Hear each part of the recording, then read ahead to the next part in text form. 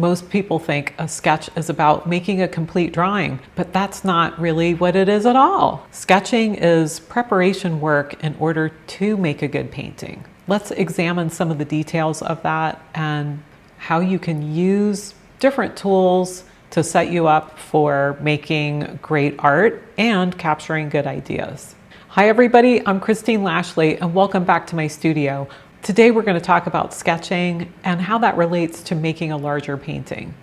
There's so many ways to do sketches. Sketches are a different type of work than making a painting. Most beginners get this wrong. Okay, well, what works and what doesn't? Trying to make sketches look finished doesn't work because what happens is instead too much emphasis starts to get put on the details. And what a sketch should do is show you the underpinnings or the bones of what will make a good painting. Let's take a closer look at these two examples. On the left, you could see it's just blocky, almost boring, but the idea is very clear of the upright form of the tree. There's nothing wrong with the artwork on the right, but basically it's a mini painting. It has details. So this is where the discord starts to happen when people think that the left-hand version is boring and too basic. This is actually what you want. Now we can look at the ocean example. I'm looking for interesting interlocking shapes. I'm working out ideas for the composition. Here you could see me working out color bar ideas. I'm not so concerned with shape. I'm thinking instead about color relationships and trying to capture color on location. So I keep value and color separated when I'm in the field or working out ideas. Another potential problem is when the idea is deemed too precious. Fear of bad work is another point that can get in the way of making a good study. Special focus tied to the outcome of making the drawing. These are all pitfalls, but there's ways to overcome this. You want to be kind of ruthless. You want to think of cropping differently, trying out some different ideas, maybe trying a different format, vertical, horizontal. Quick sketches are a way to capture the energy or emotion on location, possibly some shapes, and then how to translate that back into the studio or even in the field, make a bigger painting from that. You can also reframe this thinking and have it be the armature of the painting. It's also called composition or the design. These are the elements that are going to make a good painting, regardless of its size, and also capture a viewer and draw them in from across the room. It helps to define sketching goals. You can move pretty quickly. Sometimes sketches only take 2 or 3 minutes to create, and in some cases, even less time. You can work from memory, from photos, from life. It's as you like. Some of the best little studies have a type of gesture to them that feels really spontaneous and fresh. Testing out ideas where you might try different things with the composition or shifting your focus is a great way to do it. And then definitely letting go of the fear is a great move. This is easier said than done because if your plan is to make a painting, it can feel like time wasted, or maybe that doing the preliminary work is not fun and you want to hurry to get to the painting stage. I'm guilty of all of this myself, and I understand that urge. The safe way to make a painting in general is to really follow this time-honored way of sorting through your ideas and getting something solid in order to move ahead with your artwork. My personal method looks a bit different because at a certain point, I got really frustrated with sketches. I pretty much hated doing sketches and preliminary work. I wanted to see where I could go with just making a final painting. So I got out big canvases knowing that there was a good chance that a lot of them would be thrown out. What ended up happening was there were more failures than there was successful artwork.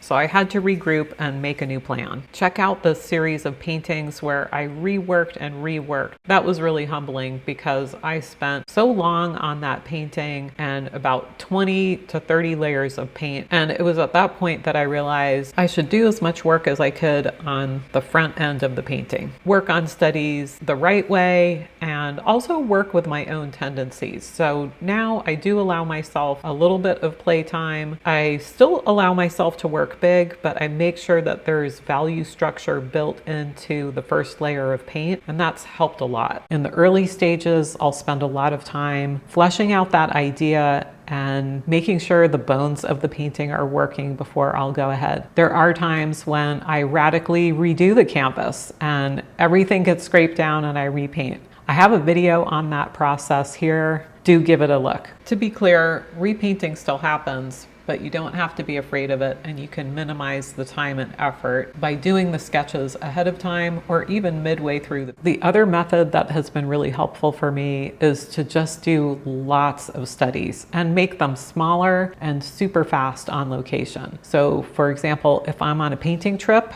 I might have a lot of starts of paintings that I don't quite get finished, and I don't try to tidy all those edges. I also don't assess my work in the field, and when I get it back to the studio, I'm kind of surprised that some of the things that I thought were just toss away dots of color with no meaning really channel a vivacious quality of light or movement, and I want to try to live with that dash and dot study and channel that idea to make it bigger in the studio, almost as a semi-abstract painting. I've played with texture and I've played with color harmonies based on my casual, throw it away, whatever paintings that I've done in the field, because they're going back to fun and they're going back to playtime and there's no expectations involved. Let's talk about practical tools that you might want to try, because maybe this idea is new about sketching and ways to morph your sketching into what will work for you, because you don't know if you are not trying. You can set time limits to make sure you're not working too long on something. And also I would suggest having a page where you plan on doing 5 or 6 ideas on one page. So in other words, don't fill a whole page up in your sketchbook. Work on little tiny paintings on the same page. This does a couple of things. It lets you move quickly to the next cube that you create, and you can grow or contract or crop down or extend any parts of your design that you want. Use fewer tools and use ones that you like. You might like a pencil and eraser because you can add things and subtract things. Or you might like working with a pen, like I do, because I like to see the permanent mark and know there's a commitment. Then if I don't like something, I just move on to the next cube or the next page and try something different. I also like working in watercolor for the same reason.